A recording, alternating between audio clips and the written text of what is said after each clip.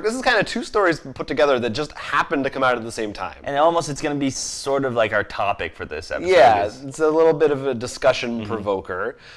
Two Kickstarter games. One that, is it still up or it just ended? I believe it just ended recently. Yeah, it's pretty recent, and one from maybe a year or so ago. Both were picked up by major publishers.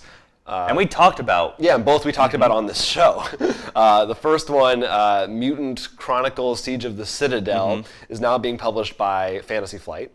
And the other one is Train Heist, which was this game just made by one guy, out of his own pocket, being picked up by Cryptozoic.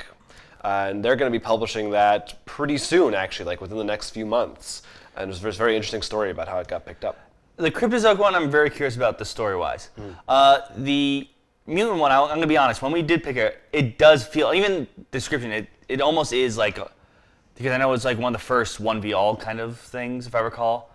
So it's like, it's Descent's Grand Pop or something. Right. So and also the way it looks and the miniatures, it feels and looks like it. And considering that they just decided to split up, I don't know the official, with Warhammer. Right. Sorry, Games Workshop, yeah. I'm not surprised that they'd look for a new avenue. And I think this is a good one.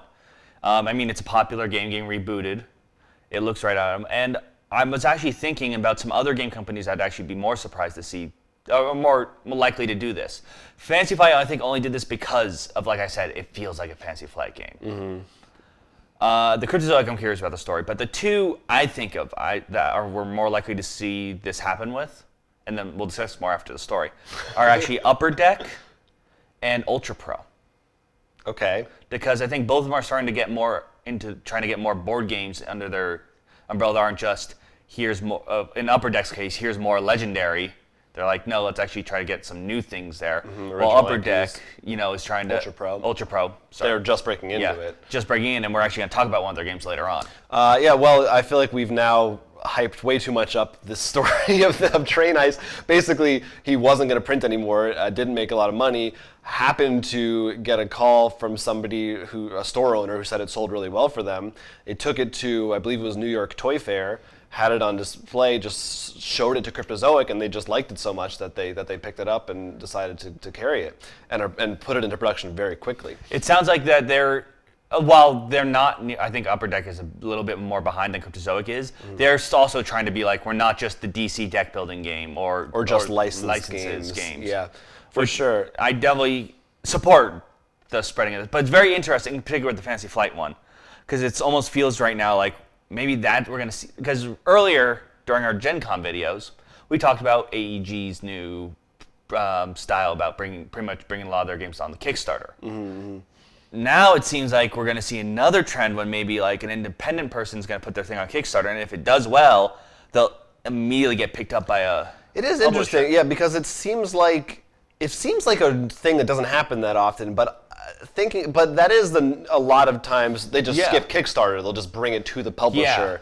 And we've also seen in the things like Mega Man where they have the blessing of Capcom, for instance, or another company, but they still have to do the funding themselves. But I can't think of any, at least this high profile instances or many of picking things up like that. It took a year, which is like, okay, that makes a little bit more. long time. The Fantasy Flight was... This one just was like...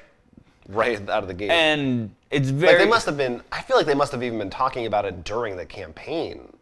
They might have. Probably. Maybe not. But more likely than Train Heist, I don't think they were.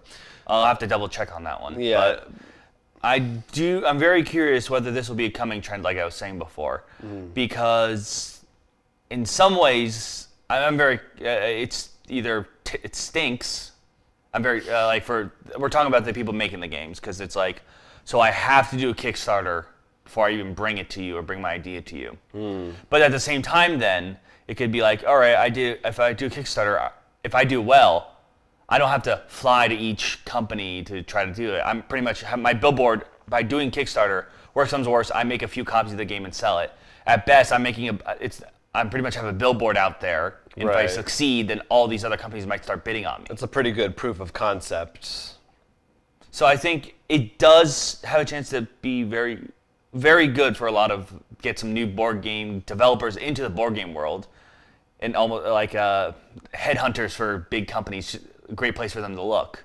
I mean, I've seen a bunch of in other mediums, like Mystery Science Theater is kind of the same thing, where their Kickstarter funded their show, but afterwards they chose Netflix as their network, and that didn't seem strange to people. So I think that this is fine. I think we're just not used to it. No, it is fine. It's just very interesting. I was just interested in how fast. Yeah, no, that is that was picked up. It is quick. And I do hope it does happen more, because once again, like, and just remind me of, I think it's Fox. There's probably more, but don't they have like, while there's Fox Studios, don't they have like independent? Sure. Like Sony has stuff like that too. They all have. And I think that's a great way for other board game companies to spread. And that in this way, they can make their own things off of Kickstarter, because some people tend to get very angry when the bigger companies are on Kickstarter, because they're like, you can do it without, you don't have to use Kickstarter. Yeah, anti-establishment. But this isn't that, because what you're seeing is an independent, and if you fund it, you get it. But if it does, you're showing your popularity for it, you might be able to prove that to the bigger companies that this is something worth investing in. Yeah, hey, if the game's coming out and it's done well and made well, I mean, I'm not going to complain, no matter who's especially if you can it. increase the distribution. But I'd love to hear from people if they first they can think of it, know any other examples like this in recent memory that we aren't thinking of, and what your just general reaction to it is. I'm sure there's some naysayers out there that we could hear from.